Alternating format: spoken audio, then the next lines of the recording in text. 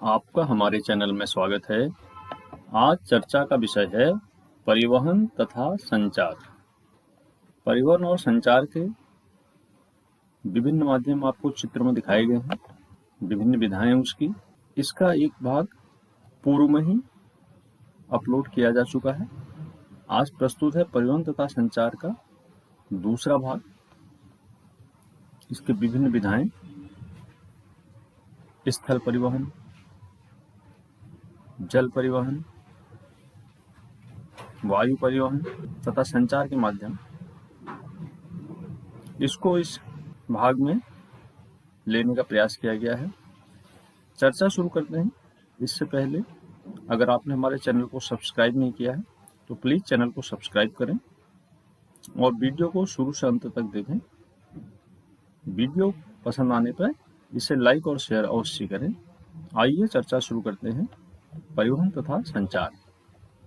तो परिवहन तथा संचार में स्थल परिवहन के अंतर्गत जो प्रथम भाग है वह है रेल परिवहन। सड़क परिवहन को पहले भाग में प्रस्तुत किया गया है। अब है रेल परिवहन। रेल परिवहन भारतीय रेल जाल विश्व के सर्वाधिक लंबे जालों में से है। यह परिवहन को तो सुगम बनाता ही है, साथ ही देश के आर्थिक विकास में भी योगदान देता है। भारतीय रेल की स्थापना 1853 में हुई। मुंबई तथा ठाणे के बीच 34 किलोमीटर लंबी रेल लाइन निर्मित की गई। भारतीय रेल सरकार का सबसे बड़ा उद्यम है। भारतीय रेल जाल की कुल लंबाई 63,221 किलोमीटर है। भारतीय रेल को 16 मंडलों में विभाजित किया गया है। भारत में रेलों को विकसित करने का श्रेय अंग्रेजों को दिया जाता है। देश के आर्थिक विकास में रेल बहुत महत्वपूर्ण है। रेल पटरियों को चौड़ाई के आधार पर 3 वर्गों में विभाजित किया गया है। पहला है ब्रॉड गेज। इसमें रेल पटरियों की बीच की दूरी 1.616 मीटर होती है। इन पटरियों की कुल लंबाई भारतीय रेल पटरियों की कुल लंबाई का 74.14% है। जो दूसरी पटरी है चौड़ाई के आधार पर वह है मीटर गेज। इसमें 2 पटरियों के बीच की दूरी 1 मीटर होती है। इन पटरियों की कुल लंबाई 21.02% है। तीसरी है नैरो गेज। इसमें 2 रेल पटरियों के बीच की दूरी 0.762 मीटर या 0.616 मीटर होती है। यह भारतीय रेल पटरियों की लंबाई का 4.94% है। सरकार प्रयास कर रही है कि धीरे धीरे सारी पटरियों को ब्रॉड गेज में परिवर्तित किया जाए।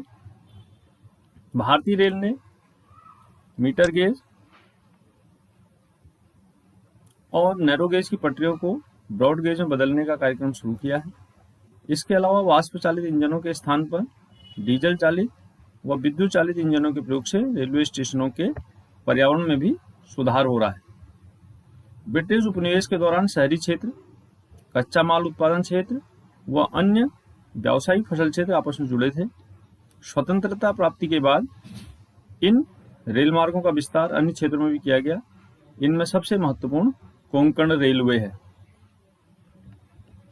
कोंकण रेलवे 1998 में कोंकण रेलवे का निर्माण भारतीय रेलवे की एक महत्वपूर्ण उपलब्धि रही है।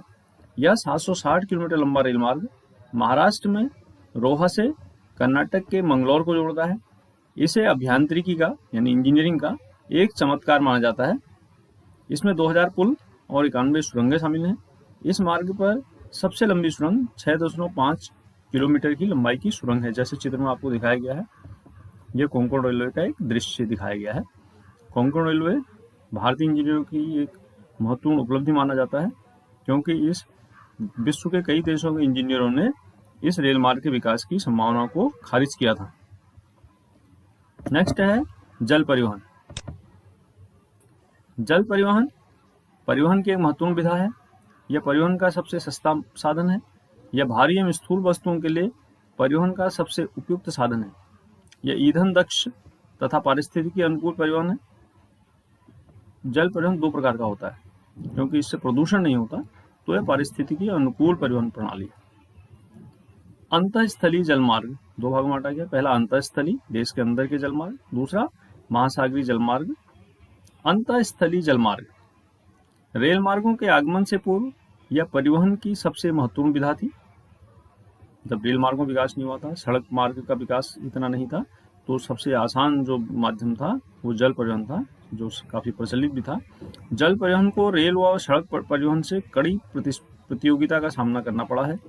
नदियों के जल को सिंचाई के लिए बांट देने के कारण अधिकांश नदियां नौ संचालन के योग्य नहीं रहेगी। नदियों में पानी की कमी हो गई है, क्योंकि पानी से सिंचाई की जा रही है, पानी वितरित कर दिया गया है जल वितरिकाओं के द्वारा, बनाने के द्वारा, बांधों के द्वारा।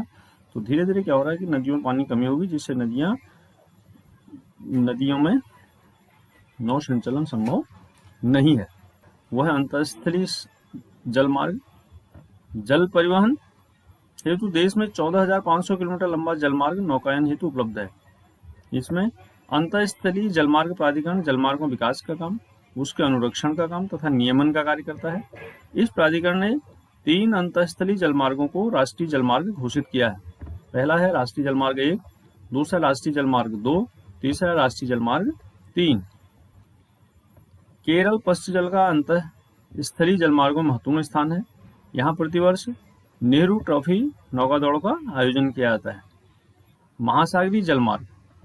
महासागरीय मार्ग भारत के पास द्वीपों सहित 7,516 किलोमीटर लंबा समुद्री तट है। भारत की अर्थव्यवस्था में महासागरीय मार्गों का बड़ा महत्वपूर्ण स्थान है। भारत में भार के अनुसार 95% तथा मूल्य के अनुसार 70% विदेशी व्यापार महासागरीय मार्गों द्वारा होता है। महासागरीय मार्गों का प्रयोग देश के विभिन्न द्वीपों के मध्य परिवहन के लिए भी किया जाता है। एक देश से दूसरे देश को जो सामान भेजा जाता है, वह सबसे जो सस्ता माध्यम है सामान को भेजने का और उपयुक्त माध्यम है, जो भारी चीजें हैं, बड़ी चीजें हैं, स्थूल चीजें उनको भेजने का, वह है जल परिवहन। नेक्स्ट है वायु परिवहन।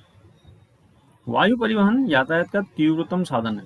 भारत में वायु परिवहन की शुरुआत 1911 में हुई, जब इलाहाबाद से नैनी तक के 10 किलोमीटर की दूरी के लिए डाक परिचालन शुरू किया गया। भारतीय वायु प्राधिकरण भारतीय वायु क्षेत्र में सुरक्षित एवं सक्षम वायु यातायात प्रदान करने के लिए उत्तरदायी है। जो इसको नियंत्रित करता है वह है भारतीय वायु प्राधिकरण। यह प्राधिकरण 126 विमानपत्तनों का प्रबंधन करता है, जिसके अंतर्गत 11 अंतर्राष्ट्रीय, 86 घरेलू तथा 29 नागरिक अंतर क्षेत्र या इनक्लेव शामिल है। इसका राष्ट्रीयकरण किया गया। राष्ट्रीयकरण के बाद भारत में वायु परिवहन का प्रबंधन 2 निगमों के अंतर्गत एयर इंडिया तथा इंडियन एयरलाइंस द्वारा किया जाता है। एयर इंडिया क्या करता है? एयर इंडिया यात्रियों तथा नौभार यातायात के लिए अंतर्राष्ट्रीय वायु सेवाएं उपलब्ध कराता है। अगर एक देश से दूसरे देश को जाना है, हमें भारत से विदेश जाना है, तो एयर इंडिया की मदद ली जाएगी। कुल वायु यातायात के लगभग 52% केवल मुंबई और दिल्ली विमानपत्तनों द्वारा निपटाया जाता है। जो वायु यातायात है उसका एक बड़ा भाग मुंबई और दिल्ली पत्तन जो है वो निपटाते हैं। दूसरा इंडियन एयरलाइंस। देश की घरेलू विमान वाहक कंपनी इंडियन एयरलाइंस है। इसने अपने नाम के आगे से अब एयरलाइन शब्द हटा दिया, केवल इंडियन नाम से इसको जाना जाता है। अगला जो परिवहन की विधा है वह है पाइपलाइन परिवहन। तेल एवं गैस पाइपलाइन परिवहन। पाइपलाइन है गैसों एवं तरल पदार्थों के परिवहन हेतु अत्यधिक सुविधाजनक एवं सक्षम प्रणाली है। इस प्रणाली के द्वारा ठोस पदार्थों को भी घोल एवं गारे में बदलकर परिवहित किया जा सकता है। एशिया में जो पहली 1157 किलोमीटर लंबी देशपारी पाइपलाइन का निर्माण किया गया, वो इंडियन ऑयल लिमिटेड द्वारा किया गया, IOL द्वारा किया गया। इसे आगे कानपुर तक विस्तारित किया गया। पश्चिम में यह दूसरी विस्तीर्ण पाइपलाइन का महत्वपूर्ण नेटवर्क अंकलेश्वर कोयली, मुंबई हाई कोयली, हजीरा, विजयपुर, जगदीशपुर का निर्माण किया गया है। गुजरात से पंजाब और मथुरा तक रेल की आपूर्ति इसी विधा के द्वारा की जाती है, पाइपलाइन परिवहन के द्वारा। अगला है संचार जाल। अब परिवहन के बाद जो दूसरा जरूरी आवश्यक चीज है वह संचार जाल। मानव ने संचार के लिए अपने विचारों को एक स्थान से दूसरे स्थान पर भेजने के लिए जिस माध्यम का उपयोग किया जाता है, उन माध्यमों की बात इसमें की जाएगी। तो संचार के मनुष्य ने विभिन्न माध्यम विकसित किए हैं। आरंभिक समय में ढोल द्वारा, आग द्वारा या धुएं के द्वारा अथवा तीव्र धावकों के द्वारा संदेश पहुंचाए जाते थे। आरंभ में परिवहन के साधन ही संचार के साधन थे। जब विकास नहीं हुआ था संचार के साधनों का, तो परिवहन के जो साधन थे पूर्व में वही संचार के साधन थे। डाकघर, तार, दूरभाष तथा उपग्रहों की खोज ने संचार को काफी तीव्र एवं आसान बना दिया है। संचार को दो भागों में विभाजित किया गया है, एक है वैयक्तिक संचार तंत्र, दूसरा है जन संचार तंत्र। जो संचार तंत्र से दो भाग बांट दिया, एक वैयक्तिक संचार तंत्र, दूसरा जन संचार तंत्र। वैयक्तिक संचार तंत्र क्या होता है? वैयक्तिक संचार तंत्र में इंटरनेट सर्वाधिक प्रभावी और आधुनिक है। इंटरनेट विभिन्न मदों पर विस्तृत जानकारी सहित आंकड़ों का विशाल केंद्रीय भंडारागार जैसा होता है। इंटरनेट तथा ईमेल के माध्यम से यह नेटवर्क अपेक्षाकृत कम लागत में सूचनाओं की अभिगम्यता प्रदान करता है। एक स्थान से दूसरे स्थान को आसानी से कम लागत में संचार क्या जो नेटवर्क है इंटरनेट, इसके द्वारा प्रेषित किया जा सकता है। दूसरा है जनसंचार तंत्र। जनसंचार तंत्र भारत में 1923 से रेडियो क्लब ऑफ बॉम्बे द्वारा रेडियो का प्रसारण प्रारंभ किया गया है। सरकार ने 1930 में इंडियन ब्रॉडकास्टिंग सिस्टम के अधीन इस लोकप्रिय संचार माध्यम को अपने नियंत्रण में लिया, यानी इसका सरकारीकरण कर दिया गया, राजकीयकरण कर दिया गया। 1936 में इसे ऑल इंडिया रेडियो तथा 1957 में इसे आकाशवाणी नाम दिया गया या आकाशवाणी के रूप में बदल दिया गया। टेलीविजन। टेलीविजन एक प्रभावी माध्यम है। पहले ये भी आकाशवाणी के अंतर्गत था, बाद में इसको पृथक किया गया। 1959 में प्रारंभ किया गया और 1976 में टीवी को ऑल इंडिया रेडियो से अलग कर दिया गया। पहले 1976 से पूर्व ये ऑल इंडिया रेडियो के अंतर्गत ही था, बाद में इसे अलग कर दिया गया दूरदर्शन नाम से। अब इसे दूरदर्शन नाम दिया गया। अगला संचार का माध्यम उपग्रह संचार। उपग्रह संचार स्वयं में एक विधा है। उपग्रहों से प्राप्त चित्रों का मौसम पूर्वानुमान में, प्राकृतिक आपदाओं की निगरानी में, सीमा क्षेत्रों की चौकसी में उपयोग किया जाता है। भारत की उपग्रह संचार प्रणाली को दो वर्गों में वर्गीकृत किया गया है। एक है इनसेट और दूसरी है IRS। इनसेट माने इंडियन नेशनल सैटेलाइट सिस्टम और IRS है Indian remote satellite system. INSAT की स्थापना 1983 में हुई। IRS प्रणाली 1988 में रूस के बैकानूर से IRS-1 के प्रक्षेपण से शुरू हुई। हैदराबाद स्थित national remote sensing agency NRSA आंकड़ों के अधिग्रहण एवं प्रक्रमण की सुविधा उपलब्ध कराता है। आशा है यह जानकारी आपको अवश्य पसंद आएगी। इस जानकारी को अवश्य ही लाइक और शेयर करें और हमारे चैनल को सब्सक्राइब करें। धन्यवाद।